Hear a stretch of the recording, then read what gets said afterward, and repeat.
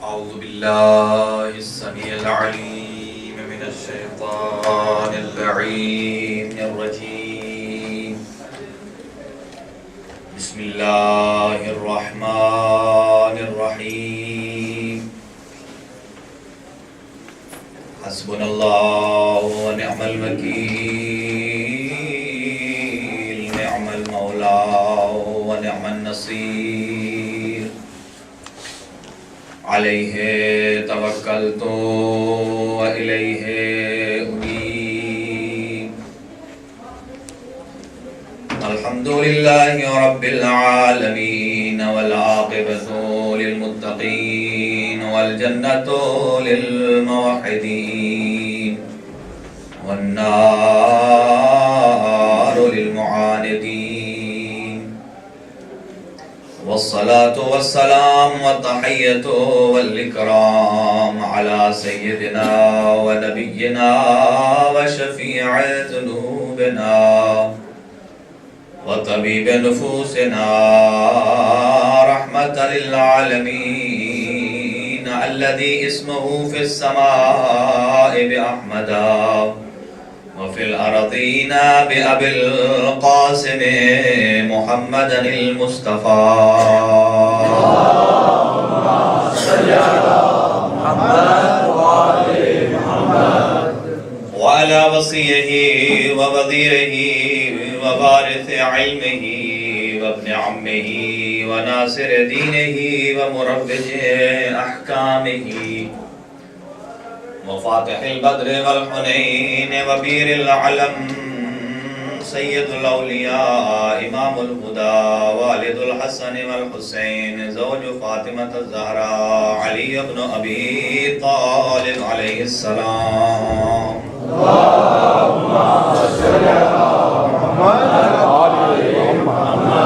وعلى آله الطيبين الطاهرين المعصومين المنتجبين المنتخبين المظلومين الذين أذهب الله عنهم الرجس وطهرهم تطهيرا. اللهم صل على محمد وآل محمد لا سيما على بقية الله الأعظم روحي وأرواح العالمين لتراب مقدمه الفداء عجل الله تعالى فرجه الشريف. ولعنة الله على أعدائهم وغاصبي حقوقهم ومنكري فضائلهم ومصائبهم وولايتهم أجمعين. أما بعد فقد قال الله الحكيم في كتابه المتين. بسم الله الرحمن الرحيم. إن الدين عند الله الإسلام. وقال عز شانه في مقام آخر ومن عمل صالحا من ذكر أو أنثى وهو مؤمن فلنحيينه حياة طيبة. اللهم صل على محمد وآل محمد. دعا ہے بار الہ بحق محمد اہل بیت محمد. پوری کائنات میں جہاں جہاں عزاداری سید الشہداء کا انعقاد ہو رہا ہے پروردگار اسے اپنے حفظ و امان میں رکھ. تمام عزاداران سید الشہداء کی محافظت فرما. پروردگار اس مقدس مشن کو پائے تکمیل تک پہنچا. اسے دن دگنی رات چگنی ترقی عطا فرما. اس کے راستے میں تمام حائل رکاوٹوں کو دور فرما. پروردگار حاضرین میں سے جو بیمار ہیں انہیں شفائے کامل و عاجل نصیب فرما. بالاخص سید محسن شاہ صاحب، سید محمد علی اور سید ابرار شاہ صاحب کی زوجہ سید عنایت شاہ صاحب اور سید سبت حسن زیدی صاحب یہ علیل ہیں اور ایاز علی صاحب بھی بیمار ہیں. پروردگار بحق محمد و اہل بیت محمد ان حضرات کو لباس عافیت پہنا. پروردگار جن حضرات نے ہمارے ذمہ دعائیں لگائی ہیں ان کی دعاؤں کو مستجاب فرما. جن کی جھولیاں آباد نہیں ہیں پروردگار ان مقدس ایام کا واسطہ ان ان کی جھولیوں کو آباد فرما، حاضرین کی دلوں میں درینہ خواہشات کو پورا فرما، ہمارے ان نوجوانوں کو سیرت حضرت علی اکبر پہ عمل پیرا ہونے کی توفیق نصیب فرما۔ پروردگار ہمیں کربلا والوں سے اخلاق اور شریعت کا درس جو انہوں نے دیا ہے اسے لینے اور اس پر عمل پیرا ہونے کی توفیق مرحمت فرما۔ پروردگار جو حضرات تنگ دست ہیں اپنی بارگاہ سے ان کے رزق میں وسعت عطا فرما، پروردگار رزق حلال مہیا فرما، رزق حرام سے اجتناب کی توفیق نصیب فرما۔ پروردگار جن حضرات نے ہمارے ذمہ اور دعائیں لگائی ہیں ان کی دعاؤں کو مستجاب فرما۔ ایک مومن جو پریشان حال ہیں اور درخواست دعا کری ہے، یا اللہ بحق محمد و اہل بیت محمد جلد از جلد ان کی پریشانی کو دور فرما۔ ایک اور سید زادہ ہے جنہوں نے بغیر نام کے دعا کی استدعا کی ہے، با الہ بحق محمد و اہل بیت محمد تو علیم و صدور ہے، دلوں کے راز بہتر جانتا ہے، جس صاحب کی جو دعا جیسے جیسے اس کے دل میں پنہاں ہے، بار الہ اس محفل اور مجلس میں اٹھنے سے پہلے اسے قبول و منظور فرما۔ حاضرین کے مرحومین کی مغفرت فرما، بالاخص جن کے والدین اس دنیا سے رخصت ہو گئے ہیں، بار الہ انہیں جوار سید الشہداء میں جگہ نصیب فرما، اور اس ادارے کے معاونین جو حال حیات ہیں ان کی توفیقات خیر میں اضافہ فرما، جو اس دنیا سے رخصت ہو گئے ہیں انہیں جوار سید الشہداء میں جگہ مرحمت فرما۔ پروردگار یہ دنیا ظلم و جور سے بھر چکی ہے، اسے عدل و انصاف سے پر فرما، امام برحق کے ظہور میں تعجیل فرما، قلب ناظرین حضرت حجت ابن الحسن العسکری علیہ السلام کو ہماری جانب سے راضی و خوشنود فرما۔ پروردگار بحق محمد اہل بیت محمد مقامات مقدسہ کی حفاظت فرما، علماء اعلام کا سایہ ہمارے سروں پہ قائم و دائم فرما۔ پروردگار حاضرین میں سے جو حج و زیارت کا قصد رکھتے ہیں، پروردگار اس سال آئندہ اختتام سے پہلے انہیں حج و زیارت کی توفیق نصیب فرما۔ پروردگار حاضرین کی درینہ خواہشات کو پورا فرما، موت سے پہلے توبہ کی توفیق نصیب فرما، ہم سب کا خاتمہ بالخیر فرما۔ جو انتظامیہ جو جوان جیسے ڈیوٹی دے رہے ہیں، انتظامیہ سے لے کر لنگر تک جو بھی اس میں دامے درہمیں سخن قدوے تعاون کر رہے ہیں، پروردگار ان کی توفیقات خیر میں اضافہ فرما۔ پروردگار بحق محمد اہل بیت محمد اس لنگر، اس نیاز اور اس پورے پروگرام کے انعقاد میں جو حضرات تعاون کرتے ہیں، بار الہ ان کے مال اور رزق میں برکت عطا فرما، حاضرین کے گھروں پر اپنی رحمتیں اور برکتیں نازل فرما، آفات ارضی و سماوی سے محفوظ فرما، ہم سب کی دعاؤں کو مستجاب فرما۔ پروردگار ماتمی حضرات کی ماتمداری، نوخان حضرات کا نوحہ پڑھنا، مرثیہ پڑھنے والوں کا مرثیہ پڑھنا، سننے والوں کا سننا، اور ہم غریب کی اس حقیر سی عبادت کو اپنی بارگاہ میں شرف قبولیت عطا فرما۔ اپنی دعاؤں کی استجابت کے لیے ایک قبولیت کی ضامن بآواز بلند ایک صلوات ہدیہ فرما دی۔ اللہم صلی علی محمد وعلی محمد۔ نعرہ تکبیر، اللہ اکبر، نعرہ تکبیر، اللہ اکبر، نعرہ رسالت یا رسول اللہ، نعرہ رسالت یا رسول اللہ، نعرہ حیدری، نعرہ حیدری، ایک صلوات ہدیہ فرما دی۔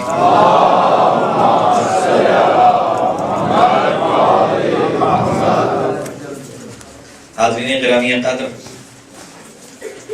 اللہ پروردگار عالم اپنی لاریب کلام میں ارشاد فرما رہا ہے کہ ان الدین عند اللہ الاسلام، اللہ کے ہاں اگر پسندیدہ دین ہے، اللہ کے ہاں اگر کوئی قابل قبول دین ہے تو وہ صرف دین اسلام ہے۔ اور میں نے گزشتہ سے پیوستہ اپنے کلام کو مربوط بھی کروں گا کہ یہ مکتب اہل بیت وہ مکتب ہے جو اس اسلام کی مکمل ضمانت کا ذمہ دار ہے۔ یہ صرف طرح امتیاز اس مکتب اہل بیت کو ہے کہ وہ رحمان خود بھی پاک ہے، اس نے جو دین جو قانون بنایا انسانیت کو بنانے کے لیے وہ دین بھی پاک ہے، اور جن ہاتھوں میں اس رحمان نے اس دین کو بطور امانت عطا کیا ہے وہ ہاتھ بھی طیب اور طاہر ہیں۔ اور یہ طرح امتیاز صرف مکتب اہل بیت کو حاصل ہے کہ وہ اللہ نے جس امانت کو جس طہارت کے ساتھ جن ہاتھوں کے سپرد کیا ہے وہ صرف آل محمد کے ہاتھ ہیں۔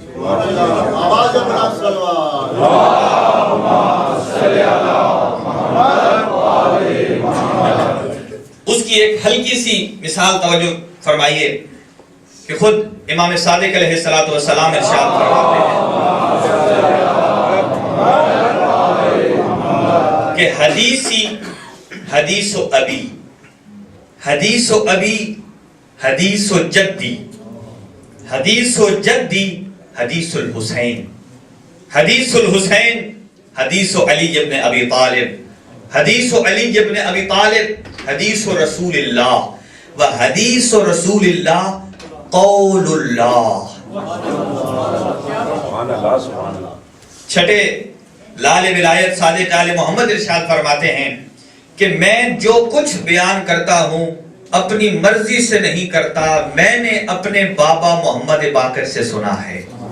میرے محمد باقر بابا نے جو کچھ بیان فرمایا اپنی طرف سے نہیں، اپنے بابا سید سجاد سے سنا ہے، اور سید سجاد نے جو کچھ بیان فرمایا اپنی طرف سے نہیں، انہوں نے اپنے بابا سید الشہداء سے سنا ہے، اور سید الشہداء نے جو کچھ بیان فرمایا ہے اپنے بابا علی مرتضیٰ سے سنا ہے، اور علی مرتضیٰ نے جو کچھ بیان فرمایا ہے اپنی طرف سے نہیں فرمایا۔ وما ینطق عن الہوا کی زبان سے وہ لیا ہے، اور جو وما ینطق عن الہوا کا مصداق محمد مصطفیٰ ہے، وہ جو بھی بولتے ہیں اپنی طرف سے نہیں، وہ کلام خدا ہوتا ہے۔ تو اب یہ عالم اسلام کو دعوت فکر ہے کہ وہ رحمان نے جو دین پاکیزہ عطا کیا تھا وہ پاکیزہ دین ان پاکیزہ زبانوں ہی پہ تو عطا کیا تھا کہ ایک طرف ہے مکتب آل محمد، ایک طرف ہے مکتب صحابہ۔ یہ صرف آل محمد ہی کا مکتب ہے کہ جب بھی آل محمد کوئی بات کہتے ہیں تو یہ نہیں کہتے کہ ہماری یہ رائے ہے، بلکہ یوں فرماتے ہیں اللہ کا کلام ایسا ہے۔ نعرہ تکبیر، اللہ اکبر، نعرہ رسالت، یا رسول اللہ، نعرہ حیدری، یا علی، آواز بلند صلوات، اللہم صلی علی محمد۔ معصوم کبھی یہ نہیں فرماتے کہ میری رائے یہ ہے۔ معصوم نے جب بھی کوئی جملہ ارشاد فرمایا فرماتے ہیں قال اللہ، اللہ کا قول یہ ہے۔ تو اللہ کے قول کی ضمانت کہ جو کچھ صادق آل محمد فرما رہے اپنی طرف سے نہیں، اپنے بابا سے سنا، اپنے بابا سے سنا، سید الشہداء سے سنا، کائنات کے امیر سے سنا، انہوں نے سید الانبیاء سے سنا، انہوں نے اللہ سے سنا۔ تو گویا جس مکتب کا سلسلہ رحمان پہ جا کے منتہی ہوتا ہے اس میں کسی شک اور شبہ کی گنجائش نہیں ہوتی ہے۔ اس مکتب کا سلسلہ رحمان پہ منتہی ہو رہا ہے۔ اور ایک موجودہ تحقیق ایک بہت بڑے عیسائی پادری ہیں افریقہ کے، جنہوں نے پورے 6 مہینہ ریسرچ کی ہے عالم اسلام پہ، اور ریسرچ کے بعد انہوں نے اسلام قبول کرنے کا دعویٰ کیا۔ ان کے 70 اور پادری بھی تھے، ان کے ایک آدمی کے قبول اسلام کی وجہ سے 70 اور پادریوں نے اسلام قبول کیا ہے۔ اب توجہ چاہوں گا آپ حضرات کی، کیسے؟ انہوں نے کہا اپنے شاگردوں سے، 70 شاگرد تھے ان کے، کہ میں نے 6 مہینہ ریسرچ کی ہے، میری ریسرچ مکمل ہو گئی۔ انہوں نے اس ریسرچ کو کتاب کی شکل میں بھی شائع کیا ہے، جس کا اردو میں بھی ٹرانسلیٹ ہو چکا ہے، ماشاءاللہ، تلاش حق کے نام سے۔ انہوں نے لکھا، اپنے شاگردوں کو بلایا کہ میری 6 مہینے کی تحقیق کا نتیجہ یہ ہے کہ اسلام حق ہے۔ میں اسلام قبول کرنے جا رہا ہوں، آپ میرے شاگرد ہو، لہذا آپ بھی اسلام قبول کرو۔ اگر مجھے استاد مانتے ہو، اگر مجھے استاد مانتے ہو، میرے قول میری رائے پر بلیو کرتے ہو، آپ بھی مسلمان ہو جاؤ۔ چنانچہ اس سیریمنی میں جتنے شاگرد تھے، ان کے ایک شاگرد نے انتہائی خطرناک سوال کر دیا، انتہائی خطرناک۔ اور سوال کیا کیا؟ سوال یہ کیا، اے استاد محترم، آپ نے تو دائرہ اسلام میں داخل ہونے کا ادعا کر دیا ہے، لیکن کیا ہم آپ سے پوچھ سکتے ہیں کہ آپ کون سے مسلمان ہوئے ہیں؟ جو حضرات بیدار ہیں، ماشاءاللہ کون سے مسلمان ہوئے ہیں؟ مسلمانوں کے تو 73 فرقے ہیں، 73۔ کون سے مسلمان ہوئے ہیں؟ اللہ اکبر! دنیا تو انہی کو ابھی تک نہیں پہچان سکی، لیکن اس ریسرچ سکالر نے کیا خوبصورت جواب دیا، اور ان کو ایسے بند کر کے جواب پیش کیا کہ انہوں نے اسی وقت جیسے ہی استاد نے وہ جواب دیا، وہ سارے کے سارے پادری اپنے استاد کی آواز میں لبیک کہنے لگے۔ ماشاءاللہ۔ اس نے کہا کوئی 73 76 نہیں ہے، صرف 2 ہے۔ یہ بات صرف 2 ہے، صرف 2 ہے۔ کیسے؟ اس نے کہا میں مثال دیتا ہوں آپ کو، آپ سارے میرے شاگرد ہو، میں نے آپ کو پڑھایا، اتنا عرصہ آپ کی خدمت کی، آپ کو نالج دیا، آپ کو علم دیا، ہر اعتبار سے آپ کی ہیلپ کی، معاونت کی، لیکن مجھے یہ بتاؤ، اگر میں آج اس دنیا سے چلا جاؤں، آپ میں سے کچھ لوگ میری آخری رسومات میں لگ جائیں، میرے جنازے میں لگ جائیں، اور ایک طبقہ وہ میری پراپرٹی پر قبضہ کرنے لگ جائے، تو آپ مجھے یہ بتائیے ان دونوں گروہوں میں سے ایک جو میری آخری رسومات کو ادا کر رہا ہے، میری تجہیز و تکفین میں داخل ہو رہا ہے، وہ ذمہ داری اپنے کاندھوں پہ لیے ہوئے ہے، اور ایک طبقہ جو میری پراپرٹی پہ قبضہ کر رہا ہے، ذرا اتنا تو بتاؤ کون حق پہ ہے؟ سبحان اللہ۔ سب نے کہا کہ یقیناً وہ حق پہ ہیں جو آپ کی آخری رسومات میں لگے ہیں۔ تو فرمایا اب سنو، میں جب اسلام میں داخل ہوا تو مجھے 73 کا نہیں پتا، مجھے صرف 2 کا پتا ہے، میں وہ والا مسلمان ہو گیا جو محمد مصطفیٰ کے جنازے میں شریک ہوئے تھے۔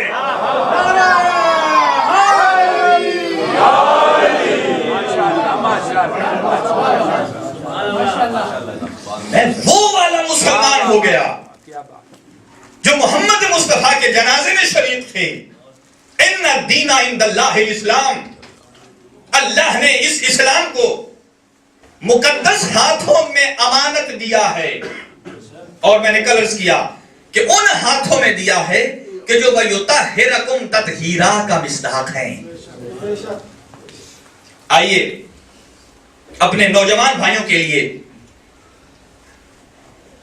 مکتب اہل بیت مذہب شیعہ خیر البریہ کا قرآن سے متعلق عقیدہ پیش کرنے جا رہا ہوں۔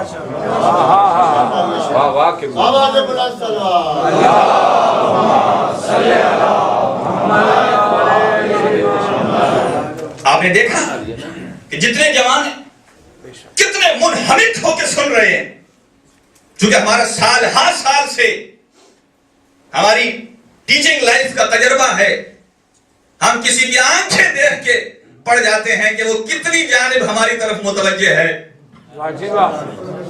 لیکن بچوں کا اتنا انہماک سے سننا، ان کے لیے جملہ کر رہا ہوں کہ مکتب اہل بیت کا قرآن سے متعلق عقیدہ یہ ہے کہ جو قرآن اس وقت ہمارے امام بارگاہ میں موجود ہے، ہماری مساجد میں موجود ہے، ہمارے اور آپ کے گھروں میں موجود ہے، مکتب اہل بیت کے ہر فرد کا یہ ایمان بھی ہے اور یہ یقین بھی ہے، جو یہ موجودہ قرآن ہے یہ بے عین ہی وہی قرآن ہے جو رحمان نے جبرائیل امین کے ذریعے سے قلب مصطفیٰ پہ نازل فرمایا ہے. ماشاءاللہ ماشاءاللہ ماشاءاللہ ماشاءاللہ. زبردست. اس میں کوئی کمی بیشی کا قائل نہیں ہے. بے شک. اگر کوئی اس قرآن حکیم میں ایک نقطہ برابر بھی کمی یا زیادتی کا قائل ہے تو وہ دائرہ اسلام سے باہر ہے. بے شک بے شک. اس کا اسلام سے کوئی سروکار نہیں ہے. یہ مکتب اہل بیت اتنا مضبوط بنیادوں پہ استوار ہے کہ اس مکتب کے وارث آج بھی زندہ ہیں. آج بھی زندہ ہے اس مکتب کا وارث. اور یہ قرآن حکیم جو مکمل تقریباً 30 پاروں پہ مشتمل ہے، 114 سورتوں پہ مشتمل ہے، بے شک. اور کم و بیش بالاتفاق اگر یہ کنکلوژن اور جو اس کی ایک جمع آوری کی گئی ہے کہ آیات 6666. بے شک. اب چھوٹا سا میرا کوسچن ہے، آیا جو آدمی اپنے آپ کو مسلمان کہلواتا ہے کیا پورے قرآن پر ایمان ہو تو مسلمان ہے یا کوئی ایک آدھ آیت سکپ کرنے کی بھی اجازت ہے؟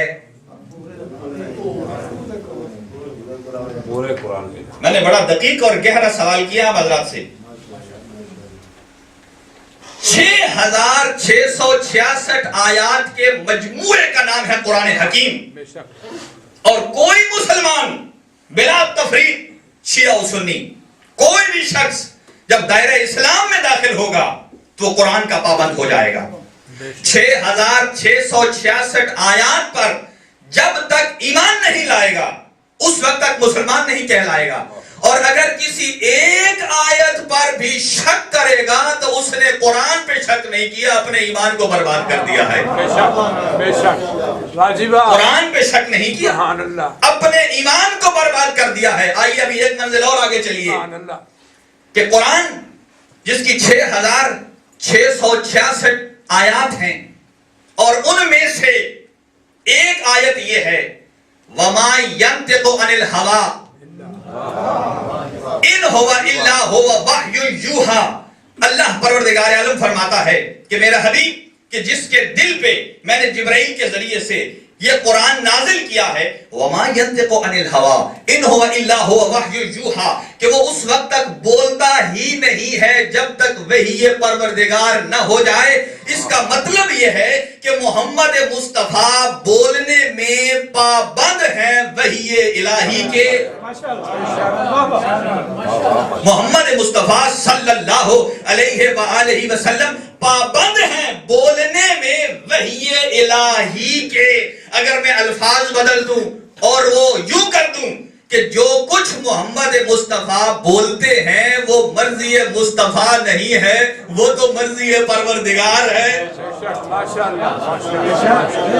محمد اپنی مرضی سے تو بولتے ہی نہیں ہیں، اللہ کی مرضی سے بولتے ہیں اور اس وقت زبان کھولتے ہیں تو اس کا نتیجہ یہ ہوا کہ جو کچھ محمد بولے وہ مرضی مصطفیٰ نہیں ہے، وہ تو در حقیقت مرضی پروردگار ہے. وہ اللہ محمد کی زبان میں بول رہا ہے، زبان محمد کی ہے، بولنے والا اللہ ہے. جب تک جس مسلمان کا اس قرآن پر ایمان ہے، قرآن پر ایمان ہے اور اس کی اس آیت پر ایمان ہے اور یقیناً ایمان ہے، اگر نہ ہوگا دائرہ اسلام سے خارج ہوگا. اسے ماننا پڑے گا جو کچھ محمد فرماتے ہیں وہ مرضی مصطفیٰ نہیں ہے، وہ تو مرضی پروردگار ہے. یہ محمد مصطفیٰ کی زبان میں در حقیقت رحمان بول رہا ہے. جب اس پر ایمان ہے اسے ماننا پڑے گا کہ جب محمد مصطفیٰ مسجد النبوی کے منبر افروز ہو کر فرماتے ہیں کہ انا مدینۃ العلم وعلی بابها، انا دار الحکمت وعلی بابها، فلیات من اراد الحکمت فلیات من بابها، کہ میں علم کا شہر ہوں، علی اس کا دروازہ ہے.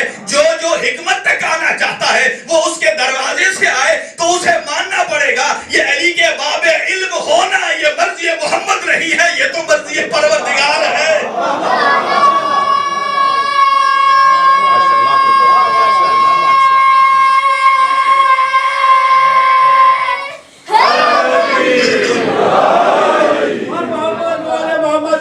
پنجتنی صلوات.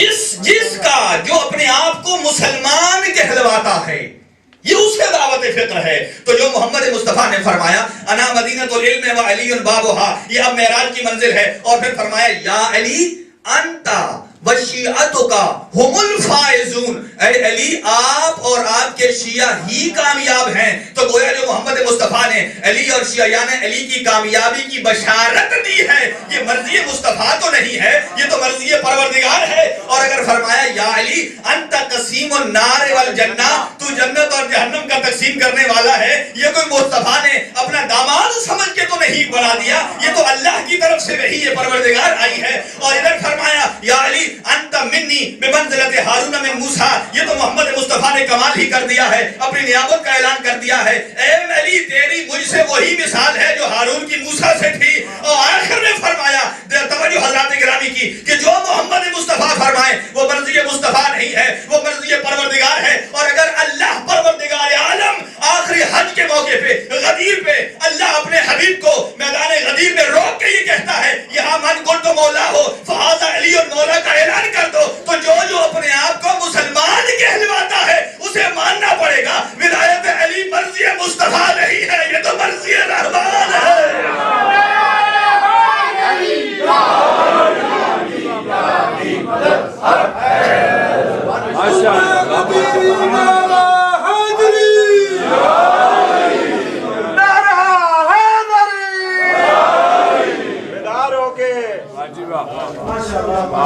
مولا سلامت رکھے ان آوازوں کو. جو اپنے آپ کو دائرہ اسلام میں داخل کرتا ہے کوئی گنجائش نہیں ہے اس آیت پر اگر عمل نہ کرے اور مسلمان کہلوائے. بے شک ان الدین عند اللہ الاسلام، اللہ نے اسلام کو مقدس بنا کے بھیجا ہے اور مقدس ہاتھوں میں دیا ہے. ایسا ہی.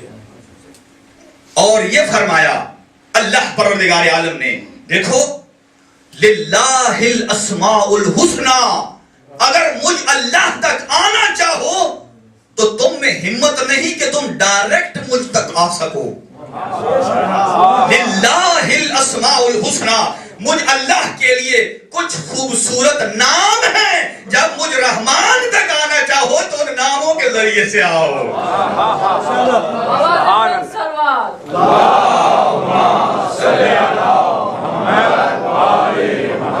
ان اسماء حسنہ کے ذریعے سے آؤ. وہ اسماء کیا ہیں؟ وہی وسیلہ دین ہیں، وہی وسیلہ پروردگار ہیں. تو جیسے اللہ بے نیاز ہے، پاک ہے، دین پاک ہے، ایسے ہی جن ہاتھوں میں آیا ہے ان وسیلوں کو بھی رحمان نے پاک کر کے بھیجا ہے. اور جب مدد مانگنی ہو رحمان سے تو وہ رحمان کہتا ہے ڈائریکٹ میرے پاس نہ آنا، اگر اس وسیلے سے ہو کہ مجھ اللہ سے مدد مانگو گے تو میں وہی مدد قبول کروں گا. لہذا یا علی مدد کہنا سیکھیے اس یقین اور محکم انداز میں. ماشاءاللہ. اور اگر دل کی گہرائیوں اور یقین سے اگر آپ نے اللہ سے علی کا واسطہ دے کے مانگا سبحان اللہ تو رحمان کبھی رد نہیں کرتا. ماشاءاللہ ماشاءاللہ. آئیے میں اپنی گفتگو کو کل سے بھی مربوط کروں بسم اللہ. اور یہ بات بھی ہو جائے. کل ہم نے جہاں چھوڑا تھا خندق کی ایک اور مثال عرض کرتا ہوں. آپ اپنے اذہان کو اس جگہ جوڑ دیجئے جہاں کل سے چھوڑا تھا تاکہ مجھے زیادہ ٹائم کی ضرورت نہ پڑے. عمر ابن عبدود کا مقابلہ کائنات کے امیر سے، اور جب کہا کون جائے گا اس پہلوان کے سامنے کوئی نہ بولا، ایک ہی بولا انا لہو یا رسول اللہ، میں ہی ہوں اس کے لیے. سبحان اللہ. اور کوئی نہیں. رسول نے بیٹھایا، تیسری دفعہ بلا کے اپنا خیمہ خالی کروایا، کہا نکل جاؤ میرے خیمے سے. لباس رسول نے اپنا علی کو پہنایا، سبحان اللہ سبحان اللہ. بھائی کو نماز تو نہیں پڑھانی تھی نا, عمر ابن عبدود سے جنگ کرنی تھی. رسول نے اپنا جبہ علی کو پہنایا, اپنی ابا علی کو پہنائی, علی کی ابا خود پہن لی, اپنی جوتی علی کو پہنا لی, جوتی علی کی اپنی خود پہن لی, اور یہ سارا کام خیمے کے اندر کیا اور خیمے کے باہر کیا کہ اپنی پگڑی دستار اتار کے علی کو دی اور علی کی دستار خود پہن لی. سبحان اللہ سبحان اللہ. یہاں تک عرض کیا تھا میں نے, لیکن اب آئیے ایک جملہ, آخر ضرورت کیا پیش آئی تھی محمد مصطفیٰ کو اپنا لباس دینے کی؟ اس لیے کہ علی اتنے غضبناک ہو گئے تھے کہ محمد مصطفیٰ نے رحمت للعالمین کا لباس علی کو پہنا کے غضب علی کو رحمت میں بدل دیا تھا. سبحان اللہ سبحان اللہ سبحان اللہ.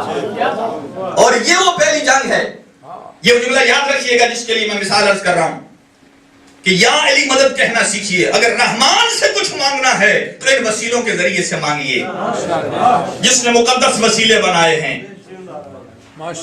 سنیے, یہ میری مثال ذہن میں رہے اس لیے میں محنت کر رہا ہوں. یہ پہلی جنگ ہے جس میں کائنات کے امیر سواری پر نہیں گئے, پیدل گئے. سبحان اللہ سبحان اللہ. اور متاثر سے متاثر تاریخ دان نے بھی لکھا ہے کہ جب علی چلتے تھے نا تو جیسے جیسے علی زمین پہ قدم رکھتے تو جو پتھر علی کے قدم کے نیچے آتا وہ عقیق یمنی بن جاتا تھا, در نجف بن جاتا تھا. اور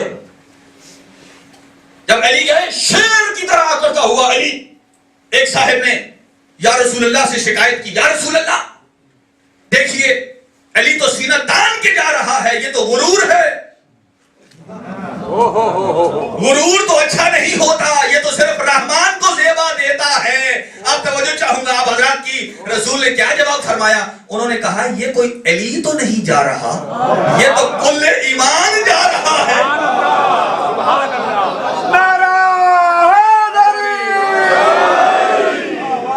یہ کل ایمان جا رہا ہے. میں آدھی بات پڑھنے کا عادی نہیں. آئیے میں مکمل جملہ سناؤں جو رسول نے فرمایا. کہا برز الایمان کلہ الی الکفر کلہ, سارے کا سارا ایمان جا رہا ہے کفر کی طرف. پھر فرمایا برز الدین کلہ الی الکفر کلہ, سارے کا سارا دین جا رہا ہے کفر کی طرف. پھر فرمایا برز الاسلام کلہ الی الکفر کلہ, سارے کا سارا اسلام جا رہا ہے کفر کی طرف. اب سمجھ آ گیا صاحبان جو جاگ کے بیٹھے ہیں کہ اگر ایک علی کو مان لیا ہے تو آپ مسلمان بھی ہو گئے ہیں, دیندار بھی ہو گئے ہیں, آپ مومن بھی ہو گئے ہیں. اگر ایک علی کو چھوڑ دیا کافر بھی ہو گئے, مشرک بھی ہو گئے, منافق بھی ہو گئے.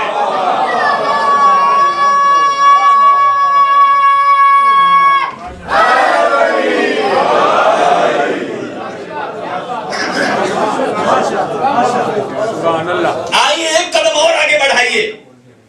جب جانے لگے اور وہ گھوڑے پہ سوار تھا عمر ابن عبدود, اور دراز گھوڑے پہ جیسے ہی علی کو آتے ہوئے دیکھا, بڑا ایک نازک سا جملہ ایک متاثر تاریخ دان نے لکھا ہے, وہ سنانا چاہتا ہوں.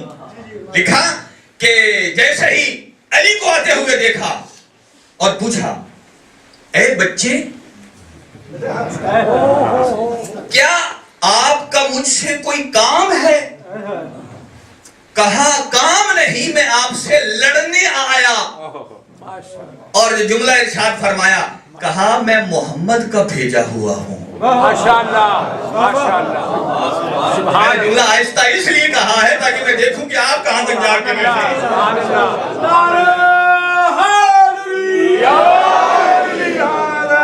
کہا میں محمد کا بھیجا ہوا ہوں. اور آگے یہ جملہ تبصرہ میرا ہے, یقیناً اس نے کہا ہوگا جب یہ بچہ محمد کا بھیجا ہوا ہے تو وہ جو بڑے بڑے پہلوان بیٹھا رکھے ہیں وہ کیا تماشائی کے طور پہ بیٹھائے ہیں نمائش کے لیے. اب اس نے جو جملہ کہا عمر ابن عبدود نے, اس نے کہا یا علی ہم نے آپ کو کبھی لڑتے نہیں دیکھا, میں تو ہر اکھاڑے میں ہوتا ہوں, ہر میدان میں ہوتا, کبھی لڑتے نہیں دیکھا. علی مسکرا کے کہتے ہیں اس کے بعد دیکھے گا بھی نہیں. اگر آپ جملے کی قدر نہ کرو ایسا ہی ہے. اس کے بعد دیکھے گا بھی نہیں، اس کے بعد دیکھے گا بھی نہیں. آئیے میں جو معجزہ علی کا آپ کو سنانے جا رہا ہوں، اتنا دقیق معجزہ، آپ حیران ہو جائیں گے کہ امام، اللہ نے دین جن ہاتھوں میں دیا ہے وہ صرف انسانوں پر حکومت نہیں کرتے. امام جنوں کا بھی امام ہوتا ہے، امام انسانوں کا بھی امام ہوتا ہے، امام پانی کے اندر رہنے والی مخلوق کا بھی امام ہوتا ہے، آسمان پر رہنے والی مخلوق کا بھی امام ہوتا ہے. ماشاءاللہ ماشاءاللہ. اور پھر فرمایا، آئیے میں نے مختصر کیا، 3 دعوتیں دی مولا نے اس کو. کلمہ پڑھ لے، کہا نہیں. دوسرا، بھاگ جا، اس نے کہا نہیں. تاریخ نے یہاں بھی لکھا ہے، کہا نہیں بھاگتا. کیوں؟ اس لیے کہ عورتیں تانا دیں گی. اس کا مطلب یہ ہے کہ اگر غیرت ہو تو کافروں میں بھی ہوتی ہے. عورتیں تانا دیں گی. کہا وار کرو، کہا نہیں. بات ختم. آئیے جس پہ میں آپ کو لے آیا، جہاں میدان جنگ ہوتا ہے وہاں بے پناہ شور ہوتا ہے. میں آپ کو اپنی گفتگو میں 2 نظارے دکھانا چاہتا ہوں ماشاءاللہ. اور اس کا نتیجہ، میدان جنگ میں بے پناہ شور ہوتا ہے. اپنے ذہن میں یہ نقشہ بنائیے، ایک طرف 17 قبیلے، ایک طرف مسلمان، 17 قبیلوں کا نمائندہ عمر ابن عبد ود، اور ایک مسلمانوں کی جماعت کا نمائندہ صرف علی. سبحان اللہ. صرف علی. شور کیا تھا؟ شور یہ تھا، میں سناتا ہوں آپ کو. 17 قبیلے اپنے پہلوان کو وارم اپ کرنے کے لیے کہہ رہے تھے سارے، شاباش، بس یہی ہے اور کوئی نہیں، لڑو. یہ تاریخ کے الفاظ ہیں، لڑو. بھونا ہوا اونٹ کھلائیں گے. تاریخ کے الفاظ ہیں، بھونا ہوا اونٹ کھلائیں گے، لڑو. اور ادھر سے علی کو لشکر اسلام کہہ رہا تھا، یا علی، جو کچھ ہیں صرف آپ ہی ہیں، جو کچھ ہیں آپ ہی ہیں. رسول کا لباس بھی آپ کے پاس ہے، رسول کی دستار بھی آپ کے پاس ہے، آج تو رسول کی مہار بھی آپ کے پاس ہے. علی کے ہاتھ پہ فتح ہوئی تو محمد کی فتح ہے. سبحان اللہ. آئیے، اور شور کیا ہوتا ہے؟ نیزہ نیزے پہ پڑے، شور. نیزہ ڈھال پہ پڑے، شور. نیزہ نیزے پہ پڑے، شور. اب اس شور کو اپنے ذہن میں رکھیں، یہ ہے میدان جنگ کا منظر. اب آئیے ایک اور منظر. ہر جانور ذی روح کی آواز ہوتی ہے. جا کے بیٹھیے گا. ہر ذی روح کی آواز ہوتی ہے. ہاتھی کی بھی آواز ہوتی ہے، چیونٹی کی بھی آواز ہوتی ہے. سبحان اللہ. واجبہ. اس پہلے منظر کو بھولنا نہیں، ادھر اسے روک کے رکھنا، میں نے اسے مطلب جوڑنا ہے. چیونٹی کی آواز ہے. قرآن مجید کھولیے، سورہ نمل آیت 17 دیکھیے. یہی چیونٹی بول کے کہتی ہے، قالت نملتو یا ایھا النمل، اے چیونٹیو، ادخلوا مساکنکم، اپنے گھروں میں داخل ہو جاؤ.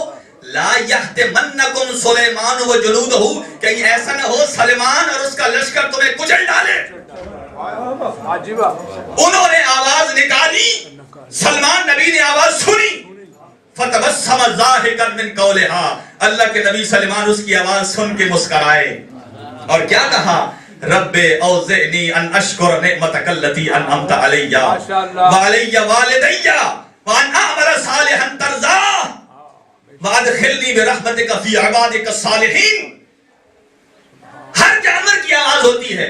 ہاتھی کی آواز، چیونٹی کی آواز ہے، لیکن جس جانور کی آواز نہیں ہوتی وہ ہے صرف مچھلی. ماشاءاللہ. صرف مچھلی، اس کی آواز نہیں ہوتی. کیوں؟ جس سے مرضی پوچھ لیجئے ڈاکٹر صاحبان سے کہ آواز کا تعلق ہوتا ہے لنگز سے، پھیپھڑوں سے، اور مچھلی کے پھیپھڑے ہوتے نہیں. اس کی آواز ہوتی نہیں. اب حضرات توجہ چاہوں گا آپ حضرات کی, اس منظر کو ذہن میں رکھیں. میدان جنگ میں ہوتا ہے شور, مچھلی کی آواز نہیں ہوتی, باقی سارے جانوروں کی ہوتی ہے آواز. اب جب علی عمر ابن عبدود کے سامنے آئے, کیا ہوا؟ علی نے عمر کے ہاتھ سے نیزہ کھینچ کے ہوا میں بلند کیا. عمر کا چہرہ ہلکا ہو گیا اور یہ کہتا ہے, اے علی, اتنا قیمتی نیزہ میرا اگر 7 مرتبہ یمن اجڑ جاتا تو یہ اسے آباد کر سکتا تھا. تو نے اسے میرے ہاتھ سے کھینچ کے آسمان کی طرف پھینک دیا ہے. کمال ہے. اللہ اکبر, میں جملہ کہنے جا رہا ہوں. اللہ اکبر, اگر اللہ مجھے پر عطا کرتا میں ہوا میں اڑ کے ان جملوں کو پڑھتا. یہ زمین میں پڑھنے والے جملے نہیں ہیں. اگر آپ نے قدر نہ کی قیامت تک دل راضی نہیں ہوگا, اور اگر داد دیتے رہو گے قیامت تک اس جملے کا حق ادا نہیں ہوگا. اس لیے عرض کر رہا ہوں, یا علی مدد کہہ کر علی سے پکارنا سیکھو. دیکھو علی مدد کیسے کرتا ہے. ادھر نیزہ اس کا اکھاڑا اور ادھر علی نے اس عمر کی آنکھوں کے سامنے ہاتھ رکھا. کیا منظر ہے. دجلہ کا دریا ہے, ایک مگرمچھ ہے جو مچھلی پہ حملہ کر رہا ہے. مچھلی نے علی کو مدد کے لیے پکارا. مچھلی نے جس کے پھیپھڑے نہیں ہوتے, جس کی آواز نہیں ہوتی. توجہ چاہوں گا, جو میدان جنگ کے شور میں اتنے دور سے بے آواز کی آواز مدد سن کے مدد کرتا ہے, تم اگر یا علی مدد کرو تو علی مدد کیسے نہیں کرے گا.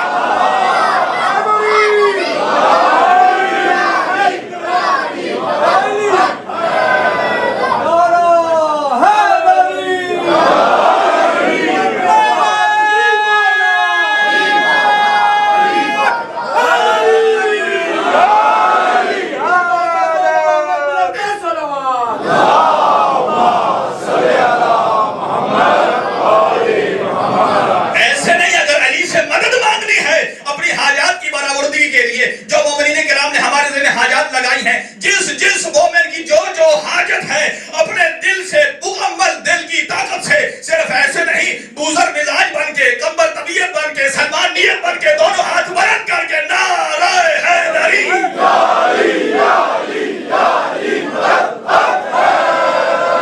علی کی بادشاہی ہے, علی اس میں الہی ہے, ہر ایک میزان میں تولا, زباں کے ساتھ دل بولا, علی مولا, علی مولا, علی مولا, علی مولا. انشاءاللہ ہمیشہ وہ اللہ رحمان ان مقدس وسیلوں کے ذریعے آپ کی ہر دعا کو قبول کرے. اسی علی نے ارشاد فرمایا, 3 قسم کے لوگ جنت میں جانا تو درکنار 6000 سال قبل جنت کی بو بھی نہیں سونگ سکیں گے. اللہ اکبر. 3 قسم کے افراد جنت میں جانا تو درکنار, بہت مشکل, 6000 سال, 6000 نوری نہیں, یہ دنیا کے نہیں, نوری سال. کون سے 3 آدمی؟ اسپیشلی میرے نوجوانوں سے خطاب ہے. پہلا, آق الوالدین, وہ بچہ جسے والدین آق کر دیں, گھر سے نکال دیں, جائیداد منقولہ غیر منقولہ سے فارغ کر دیں, یعنی جس پر ماں باپ ناراض ہو جائیں. دوسرا, من اکل لقمۃ الحرام, جو اپنے پیٹ میں لقمہ حرام کو ڈالے. تیسرا, قذف المؤمن, کسی پاک دامن مرد یا عورت پر تہمت لگانا. توجہ فرمائی آپ نے, کتنا قیمتی نقطہ. اگر یہ 3 بندہ کام زندگی میں چھوڑ دے, زندگی سونا ہے. آئیے, تینوں پہ گفتگو نہیں ہو سکے گی, ایک پہ عرض کروں گا, دامن وقت میں گنجائش کم ہے. اگر ماں باپ کسی بچے کو آنکھ کر دیں, وہ نافرمان ہو جائے, والدین کو, پیرنٹس کو ڈس اوبے کرتا ہو, ان کا حکم نہ مانتا ہو.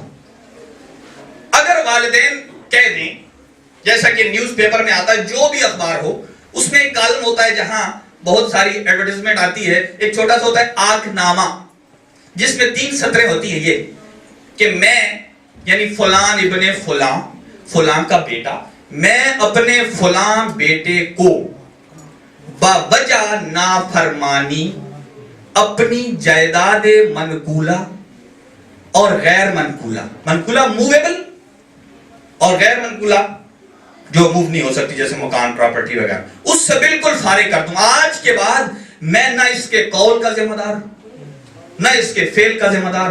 اگر بازار میں چوری کرتا ہے, پولیس آ کے مجھے پکڑے گی, میں دکھاؤں گا میں نے اسے فارغ کر دیا.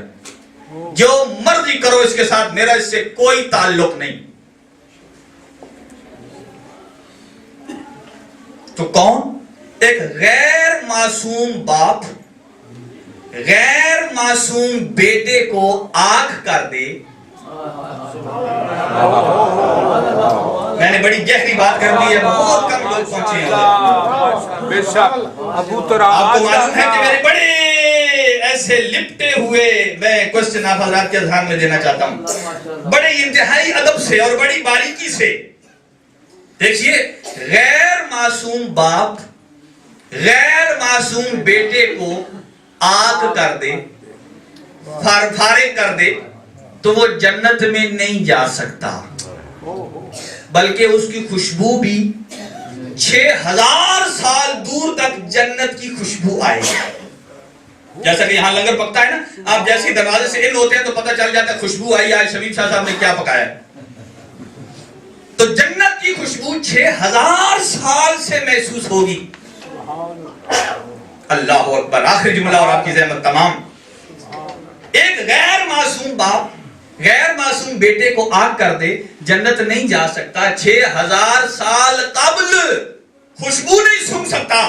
اور اگر محمد مصطفیٰ فرماتے ہیں انا و علی ابوا هذه الامہ, میں اور علی اس امت کے 2 باپ ہیں, اگر کوئی غیر معصوم باپ اپنے غیر معصوم بیٹے کو آگ کر دے, وہ جنت میں نہیں جا سکتا. اور اگر کوئی محمد و علی جیسے معصوم باپ کا نافرمان ہو جائے تو جنت میں کیسے جا سکتا ہے؟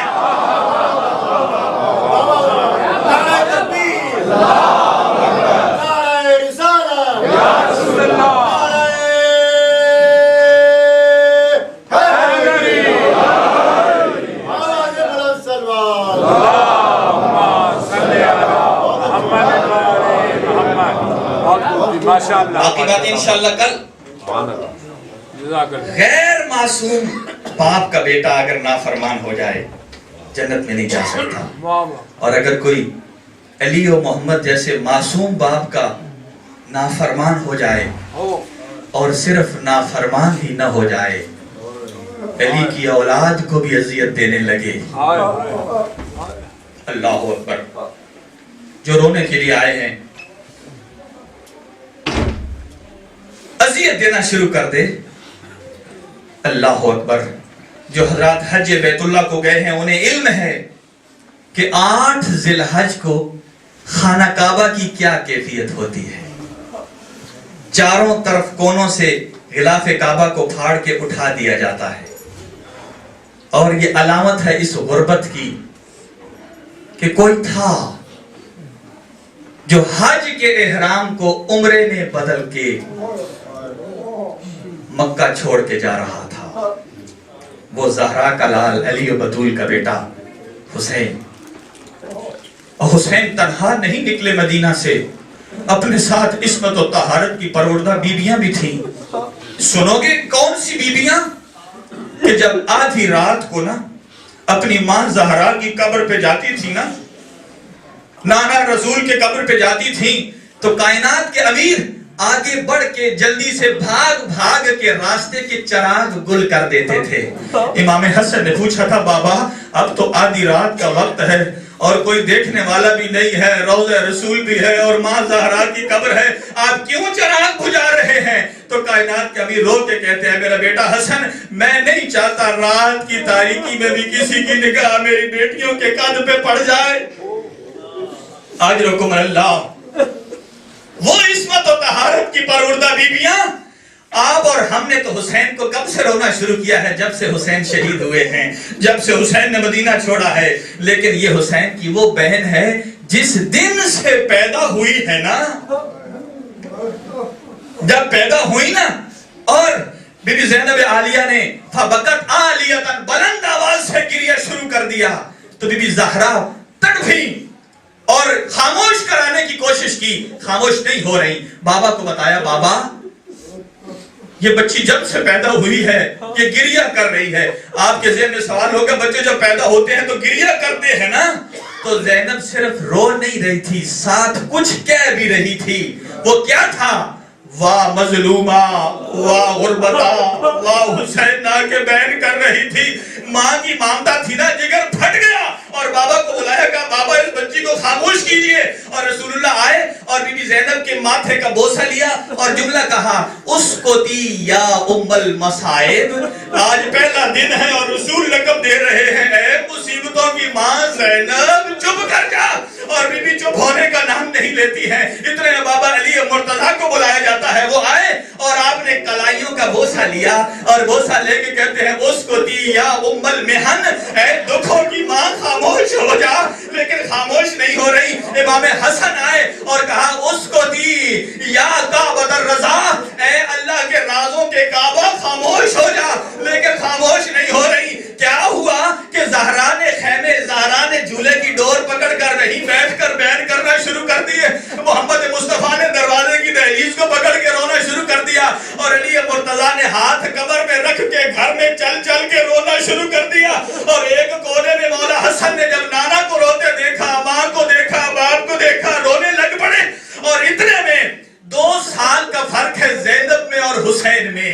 اب غریب کربلا آیا اور آ کے نانا کو روتے دیکھا, ماں کو بہن کرتے دیکھا, تو بی بی فضا سے پوچھتے ہیں, اے فضا خیر تو ہے کہ یہ سارے سردار آج کیوں رو رہے ہیں؟ اگر جملہ سمجھ آ گیا تو قبر تک روئیں گے. یہ سارے سردار آج کیوں رو رہے ہیں؟ تو فضا منہ پہ ماتم کر کے کہتی ہے, نہ ہوتی فضا اور نہ دیکھتی یہ منظر کہ جب سے یہ بچی پیدا ہوئی ہے نا وہ رو رہی ہے, واہ غربتہ, واہ حسینہ کے بین کر رہی ہے. جو چپ کراتا ہے وہ خاموش نہیں ہوتی ہے.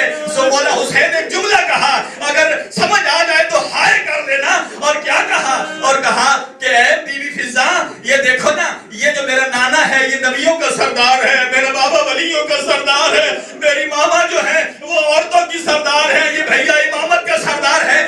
یہ تو سارے بادشاہ ہے نا, بادشاہوں کو کیا پتا مظلوموں کو کیسے چپ کراتے ہیں. یہ ہے غریب کربلا, اسے جانے تو دیکھو چپ کراتا ہے کیسے. اب جب قریب گئے اور کہا, اختہ اسکتی, اے میری بہن تو چپ ہو جا, وانظری الیہ, میری طرف دیکھ, انا حسین غریب میں کربلا, کربلا کا امیر تیرا حسین آ گیا ہے. لیکن زینب نے آنکھیں نہیں کھولی. مورخ نے جملہ لکھا ہے, نہ جانے زہرا کے لال نے زینب کے کان میں کیا بات کہی کہ زینب نے آنکھیں کھول دی. یقیناً یہی کہا ہوگا, اے میری بہن آج آنکھیں کھول لے, تیرا غریب بھائی ہے اور یہ قرض کبھی اتاروں گا. اور زینب نے بھائی کی آنکھوں میں آنکھیں ڈال کے کہا, آج تو تو نے میری آنکھیں کھلوائی ہے, کل جب میرے سر سے ردا اتر جائے گی, تیرا سر نیزے پہ ہو جائے گا, تو آنکھیں کھول کے دیکھنا کہ زینب کیسے کربلا سے کوفہ سے جا. آج رکم اللہ, اللہ آپ کو کوئی غم نہ دے سوائے غم شبیر کے. جو حاجات ہے اپنے ذہن میں رکھیے. یہ تو کربلا کا منظر نہیں بن گیا. مجھے تو لگتا ہے میں شام میں بیوی کے حرم میں بیٹھ کے یہ مجلس پڑھ رہا ہوں. مومنین کا رونا. عزادارو دیکھو, آپ ابھی آئے ہیں اور پھر 24 گھنٹے کے بعد دوبارہ آئیں گے. لیکن میں تمہیں یقین دلاتا ہوں, جو شام سے آئی ہے نا وہ جائے گی نہیں. وہ پوری 10 راتوں کی مہمان, وہ پوری 10 راتوں کی مہمان ہے نا. میں نے ایک عالم دین سے سنا ہے کہ جس جگہ مجلس ہوتی ہے نا, جب وہاں عزادار چلے جاتے ہیں نا تو وہاں یہ مسافر شام اس جگہ